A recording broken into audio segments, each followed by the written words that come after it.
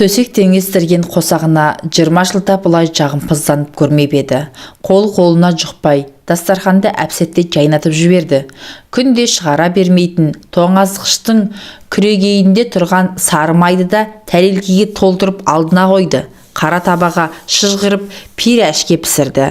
Онан шыққан түтінді терезені ашып, бөлмені таза ауамен біраз желдетті де, имене басып келіп, шай дайын деді. Күйеуі әдетінше сақалын сыбанып алып, ең арзан калина красная әтірін дәу алақанымен шұңқырмен бір көсіп алып, екі бетін кезек-кезек сипады. Сосын ескі мәнеріне салып, екі бөлмеге жалтақтап басын сұғып, біреу бірдеңені алып кетті ме дегендей бір қарап алып, ас үйіне кірді. Қарауыл десе қарауыл, осы әдетті қашан қояды екен? Шай құймаққа дайындалған жұбайы асығып аптығып тұр. Қарауыл болып кеткен ғой. Күйеуі жинап тұрған таңғы дастарханды көріп, «Охо, қатын, бүгін жаңа жыл ма? Жайнатып жіберіпсің ғой», деді мұртынан күліп. Ләззат дір ете қалды. «Терезені тағы ашып алайын ба? Әлде осы бола?» деді күйеуінің алдында оқушыдай кіпіртіктеп. «Болады. Пирәшке пісіріп едім. Бүгін кезекке баратын күнің ғой», деді. «Болады. Иістің бәрін бір ашқандақ айдап шығады ғой біздің қатын», деп жабулы терезенің тұтқасын оң қолымен төмен тартып, тағы да терезені ашып жіберді. «Қарауылдығы қалмайды. Өмір бойы кеткен екен ғой», деді Ләззат, тағы да күбірлеп. «Сүтпен ішесің бе? Қолдың сүті есіктің алдына әкеліп сатады. О, су сұраса сүт берген, айран берген», деп күйеуі өлеңдетіп жіберді. «Бәрін үлгеріпсің ғой». Жұбайы төмен қараған күйі жауапсыз қалды. «Өлеңсең нетең», деді іштей ыза болып. «Онан да шеріңді ішіп, тезірек қарауылдығыңа кетпейсің бе?» Ол ыстық кесені қолына алып, ыстық пирәшкеден бірден тістеді. Жұбайының бойынан бір діріл зу етіп, сонан кейін ғана көңілін демдеді. Бірақ бетін бұрып қарай алмады. Сабақ айтатын бастауыштың баласындай тік тұрып, «Отырсайшы қатын, шайың ыстық, құманың бұрқылдап тұр, неге қорқып тұрсың?» дегенде ғана мұнтаздай таза ақ шәйнектің сол жағын ала тізесін бүкті. Әдетте бір-ақ кесе ішетін дөң күйеуі шайқор болып кетті. Майлы пирешкіні төмен айдаған түрі шығар. «Сен үшін тағы да бір кесе», деді. Күстене бастаған күректей алақанымен шүрең кесені түбінен аялай ұстап. «Мейірленген түрі ғой сорлының. Онан да жұмысыңа тезірек кетсейші». Ол «болдым» деп күректей алақанымен дөңгеленген кесенің бетін жапты. Шай кесе көрінбей қалды. Жуан дауыс қанағат дегенде әйел тағы да бір дір етіп орнынан атып тұрды. «Қорқақ болып кеткенсің бе?» деді. 20 жылдан бергі жан серігі үстел басынан қозғала бергенде. Иығына қолын салып, жұбайын бір түрлі жақсы көріп кетті. Ол болса денесін алып қашып тартыншақтай берді. «Мен қаштым, өкімет жұмысы күтіп тұр», деп үстіне жеңі түте-түте ескі курткасын ілгенде, осыны бір ауыстыру керек еді деген жолаушы ой әйелінің көкірегін осып өтті. «Барғасын өкіметтің киіміне ауыстырады ғой, аэропорттың қорымын не үшін жинап жүрсің?» деген ызамен есіктен шығып бара жатқан өмірлік серігінің арқасына қарады. Жалпақ жауырыннан көз алмай тұрып, «Осыны қайдан таптым екен?» деп өкінді. «Өзім ғой, мені ешкім зорлаған жоқ. Бір жерден біздегесін құлай кеттім. Жаманкөлден басқа адам болса жанымды алатындай көрінді», деп өзінен өзі зығырданы қайнай бастады. «Пака», деді жалт бұрылып. Ол ерін түрпейтіп, болар-болмас басын изеді. Орысшасының түрін. Қап қалың ағаш есік сарт жабылды. Ол арғы бетте, бұл бергі бетте қалды. «Сорлы», деді ішінен. «Қосағынан туған екі қыз бар. Біреуден ілгері, біреуден кейін өмір сүруде. Ол әуежайдың қарауылы, өзі байланыс министрлігінің кеңсе жабдықтары бөлімінде қызмет істейді. Қарап тұрса өзінікі де қара жұмыс. Оған күлетін түрім жоқ. Оның айлығы менікінен 2 есе көп. Сыйақысы тағы бар. Менікі министрлік деген аты болмаса, еден жұғыс, сәлем ақ жоғары». Сол жерден қара жұмысшының бәрін өзім істеймін. Сәнденіп жүргенім болмаса, осы сән маған не керек деді де, айнаның алдына қалай барғанын білмей қалды. Бірақ өз бейнесіне өзі тамсанып үлгермей, ытқып балконға шықты. Жүргінші жолында бәрінің үстінен қарап, бойшаң біреу кетіп барады. Ол өзінің қосағы. Сорлы деді, іштей балағаттап. Кері бұрылып, айналдына кеп, құлағына мөлт-мөлт еткен, сақтап жүрген сырғасын таға бергенде саусағы дір етіп, асыл тас аяқ астына түсті. Құдай құлақты да шын түйтіп берген, қарашы. Осы сәндену маған неменеге керек деп, жерге мөлтілдеп жатқан сырғаны белін әрең бүгіп қолын алды.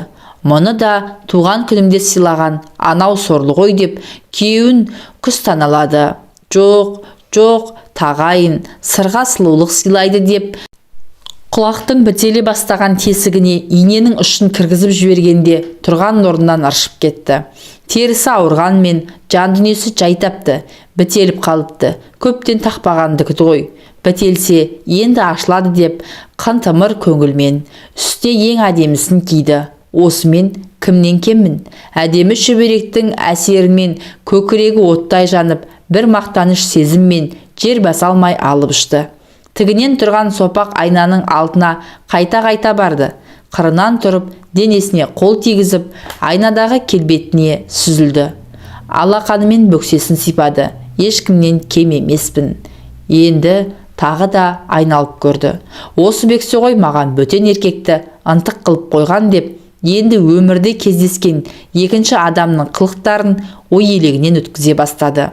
Бойы бір тұтам, бірақ өзінің сөзі нық, жиналыста бәрін жеп қоя жаздайды.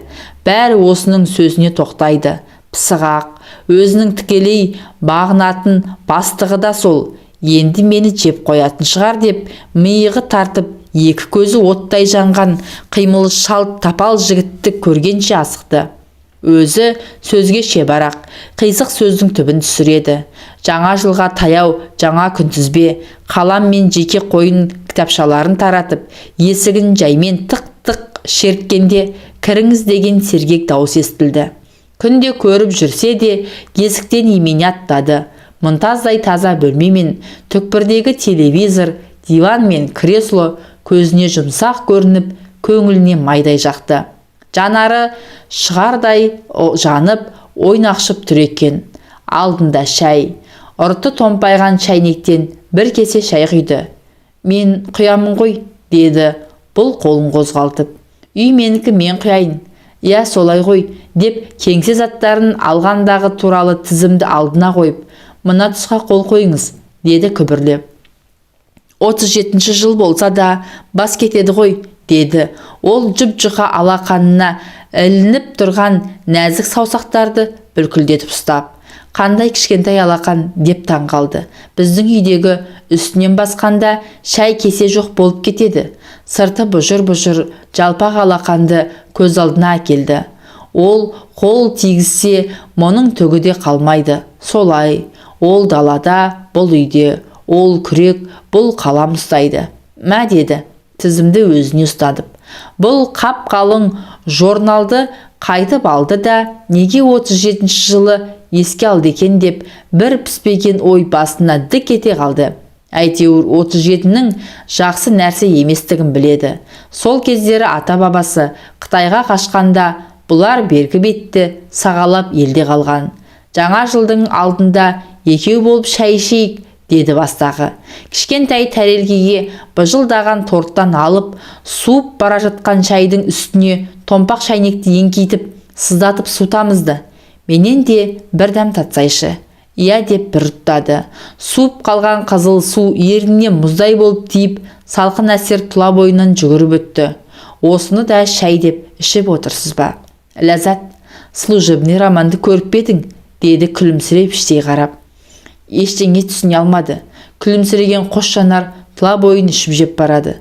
Қазақшасы кеңсе махаббаты. Екеуміз сонымен айналсайық. Кіммен кембіз? Ескі жылды жібермейміз. Басын көтере алмады. Мәскеудің бір есеп кеңсесіндегі бастығы мен бағынышысының махаббаты туралы кино болатын. Орысша сонша түсіне қоймайды. Бәрі өтірік болып көрінеді. еміс-еміс бірдеңе көз алдынан бұлдырап өтіп жатты. «Иә, музыкасы жақсы», деді білетін адамдай болып көрініп. «Сондай музыка бізде де бар. 2 күннен кейін дәл осы уақытта маған кел. Жауабыңды бер. Күтемін», деген кезде орнынан көтеріле беріп еді. «Шайыңды тауыссайшы, бұл шай ішудің басы», деп түсін суыта сөйледі. «Рахмет», деп пәпкесін ұстап алып, боз кілемді басып жүре берді. Артымнан қарап тұр. Менің тостағандай төңкерілген бөксемнен көзін алмай тұр. «Өзім де сезетімін», дегендей бір әйелдік мақтаныш сезімі бойын бунап барады. «Күтем», деді дардай басымен. «Мені күтеді ғой сонда». Бұл әлем өзгеріп, басқа бір әлемге мойын сұнғандай буылданып бара жатты. Әншейінде маң басатын әйел еденді тесіп жіберетіндей тық-тық еткізіп жүре бастады. Үйге келген бетте үлкен қызды азық-түлікке жұмсап, тамақтың түр-түрін алғызды. Бойжетіп қалған қызды да таң. «Мама, туған күніңіз сияқты дайындалып жатырсыз ғой», деді риясыз күлімсіреп. «Әкең жұмыстан шаршап келеді. Ыстық ішсін, күнде қуырған картоп пен макарон, кеспе көже жасайық», деп қолы да бойы да жеңілдеп 2 бөлмеде алып жүріп қалды. 2 күннен кейін басқарма бастығы белгілеген уақытта Ләззат алдына барды. «Ляска, ойландың ба?» деді жеп-жеңіл сөйлеп. Атын орысша атағанда мырс ете қалды. Өмір өстіп ешкім айтпапты. Қатын деген күйеуінің бұрында бұғадай шыққан дауысы да құлағына қабат естілді. «Қайтсын, ол да жақсы көріп кеткенде айтатын шығар», деп тұрып қалды. Сол сәт: «Онда ертең сенбі. Біз де өкіметтің берген демалысын жаңаша өткізейік. Өзің қай жерде тұрасың?» «Интернациональный, Шевченкода. Онда сағат 11-де сол жерде күтем». «Аялдамаң қалай аталады?» «Интернациональный». «Онда как раз интернационализмге біраз үлес қосайық, қазақша қосайық». Бұл сөзге түсінбесе де басын изей берді. «Күтем», деді де ең соңында келіншек келіскендей үнсіз теріс айналды. Тағы да ту сыртынан қарап тұр. Осылай бөкселі қылып туған анама мыңда бір рахмет деп жеңіл басып бара жатты. Күні бойы көңілді жүрді. Өзінің тең сөйлесетіні, қабылдау бөлмесіндегі қол аяғы жеңіл кішкене қыз бен қара машинканы қадағалап отыратын, басатын саусақтары беріш болып кеткен әйелдер. Әйел көзінің байқамайтыны жоқ, жан сарайындағы жеңілдікті сезіп қалыпты. «Көңілдессің ғой, байың индийский киноға апарам деп жүрме?» деді 42 әріпке қадалып, саусақтары би-билеп тұрған, ені менен көлденеңі бірдей былшиған әйел. Әншейінде алдындағы мягкий знак деп твердый знакқа әріп деп қарамаса да, бұған да солай қарайтын. «Апарып бітті ғой. Әйтеуір киноға баратын адам сияқтысың». Үндеген жоқ.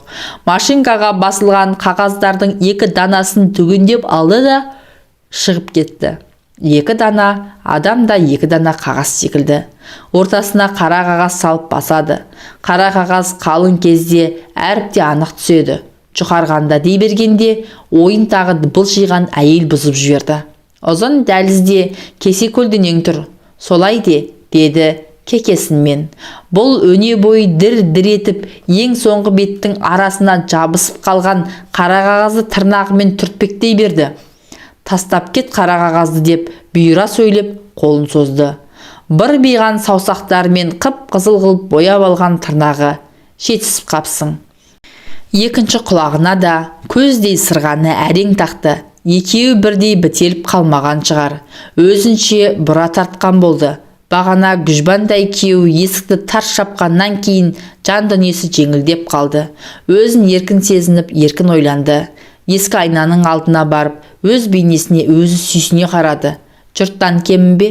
Қол аяғым балғадай, жастықтай жалпақ бөксеммен бүлк-бүлк ететіні. Болмысына риза болған 30-дан енді асқан әйел айнаға қарап тұрып, өзіне де, өмірге де осылай баға берді. Есік тарс жабылды. 1 сағат бұрын мамырлап еркек шыққан есіктен қол аяққа тұрмай әйел шықты. Аптығып жүріп, есікті құлыптауды ұмытып кетіпті. Бір тепешек төмен түсіп, қайта бұрылып, салбыраған кілттің ұшын көздей тесікке дір-дір етіп әрең кіргізіп, бұжыр темірді қытырықтатып екі бұрады. Сосын бір нәрсем қалып қойған жоқ па екен деп темір есіктің дәл ортасындағы дөңгелек тесіктен бір көзін қысып тұрып, біраз шұқшиды. Ұзын дәлізде терезені ашқанда кіріп кеткен қоңыр көбелек лып-лып етіп бір жерге қона алмай жүр екен. Жүре бер, келгесін шығарармыз, деп өзінен өзі қуанып, жалт бұрылып, асығып-аптығып төмен түсе берді. Қайтып келгесін қосағына қызыл шайды қою қылып дайындап, палау пісірді. Еттің орнына мөлдір етіп қара мейіз қосты. Енесі байғұс айтулы күндерде осылай ас дайындайтын. Қазаннан отты аямай, жеген адамның тәбетін ашып риза қылатын. Сосын қалған сарқыт қой, менікі де айтулы күн ғой деп өзін-өзі келеке қыла бергенде есіктің құлпы шақыр-шұқыр бұралып, күжбанбай болып күйеу кіріп келді. Сұрап берген шай дайын деді, алдынан шығып. Күйеуінің өзіне ішіп жеп қараған тұңғиық көзімен беттесе алмай ас үйден ытқып шықты да, кең залда телевизор көріп отырған қызына: «Әкеңнің шайын берші, мен кір жуып тастайын», деді қипақтап. Қызы дайын тамақты буын бұрқырата түсіріп, бір күн әуежайды күзетіп келген әкесінің алдына бір табақ палауды қойды. «Шешең қайда?» деді, күн ұзақ көрмеген жұбайын іздеп, айналасына аңсаған көңілмен бір қарап. «Кір жуып жатыр, санитарныйден», деді, орысша араластыра сөйлеп. «Қара мейіз қосыпты ғой, апам анда-санда өстіп пісіруші еді». Ол да шешесін еске алып, ақ күріштің арасынан ноқат-ноқат болып көрініп тұрған қара мейізді қасық ұшымен түртіп алып, майлы палаудан қарбыта асады. «Ләззат болса белі бүгіліп, осы кір жуатын мәшинеге қолымыз жетпей-ақ қойды ғой» деп, тіршіліктің таусылмас құйқайына беріліп тұрып, өмірін бір сыбап алды да, өзін күйеуімен бетпе-бет келуден құтқарған осы тұрысына риза болды. Бұл жолы күрді ұзақ жуды. Бір сығатын нәрсені нәзік алақанымен екі сығып тұрып алды. Сөйтіп кірден тазарып, жеңілдеп, бір керсен жуылған киім кешекті әрең көтеріп балконға шыға бергенде, палауға тойған күйеуді бетпе-бет келіп қалып, бетіне қарай алмады. «Қара мейіз қосып істепсің ғой палауды. Өзбектің канизактарына ұқсап кетпе», деп ыржың-ыржың күлді. «Ос сорлы, ненге жетісіп күлесің?» деп тағы да еркегін құстады. «Сен жақсы болсаң мен» деп жытқыр ой жылмың ете қалғанда, енді узбечканың шай көйлегін киесің деген өгіздей еңкейген еркектің гүр-гүр еткен күлкісін естіп қалды. Көз қиығын салғанда өзіне өзі риза болып езуін ыржитып қарын сипаған күйеуін көрді. Ол диванға қырынан жатып алып телевизор тамашалады. Бұл бір керсен жуылған кірді балконға жайып болып, ер азаматтың үстінен басып өтіп, жатын бөлмеге келіп жантайды. «Осы менің байымның жұрттан қай жері кем?» деп 20 жыл отасқан серігінің болмысын ақтай бастады. «Дене десең дене бар», дауысы гүрілдеп жер жарады. «Тек сауаты аз, жоғары білімі жоқ, өзіме тең», дегенмен әйелдік пейіл өзін бір саты жоғары қойып, етегі желпілдеп кетті. «Ал бардым, көрдім жоғары білімдіні. Сонда не болды? Не сартық менің байымнан?» деп бір сәт аузын ашып аңтарылып қалды да, көңілдесін көз алдына әкелді. Түк салмағы жоқ. Еркек деген шаншып жіберу керек қой. Қимыл шалт екен. Шағын адамдар шалт болады деп, оның да бойынан жақсылық іздей бастады. Әйтеуір адамдарды тартып тұратын бір бәлесі бар деп көңілдесін көргісі кеп кетті. Жұмыс күні тезірек басталса екен деп дүйсенбіні күтті. Арнайы бармаса да, дүйсенбіде 5 минуттық беймаза бас қосуда бөлмесіне кіреді. Бетіне қалай қараймын? Алып қой деген жіңішкелеу шыққан әуезді дауыс пен өзі сидам саусақпен шымшып ұстаған белый айс деген сыртында тырнаның қалықтаған суреті бар қып-қызыл коньяк, қорабы айқыш-ұйқыш гүлмен көмкерілген тәтті торт келді көз алдына. Келесі жолда осылай болар мекен? Әй қайдам, еркектер бір-ақ рет шабады ғой, біз сорлы ғой дәметіп, дір-дір етіп тұратын деп, енді өзін сорлыға теңеді. түңілді де қайта тірілді. Жолай кездескен екінші еркегін көргісі келіп алабұрта бастады. Сол сәт өмірге енді ғана ене бастаған ұялы телефон шыр еткенде селк етіп қалды. Қорқақ болып кетпеңсің дегені есіктен қарап тұрған күйеуі. Бұл шұғыл телефонның турнигін қызылым басты. Менен батыр ешкім жоқ деді, іштей ызаға булығып. Қосағына көз тастап, тағы да қарай алмады. Дөңбекшіген әйел екі адамдық кереуетте не тұрарын, не жатарын білмей аударылып төңгеріле берді. Езуі ыржиып қарап тұрған терісі кең азаматтың ай маңдайынан өзіне ғана түсінікті жазуды оқыды. Пешенеме жазылғаны да, кері бұрылғанда жалпақ жауырыннан да шимай жазулар көрініп бара жатты. Маған бір жазғыш адам жазған екен дегенді көз қиығы шалып қалды. Еркегі көгілдір экрандағы әншілермен көз алдап отыр. Әйел дүйсенбіні күтіп дөңбекшіп жатыр.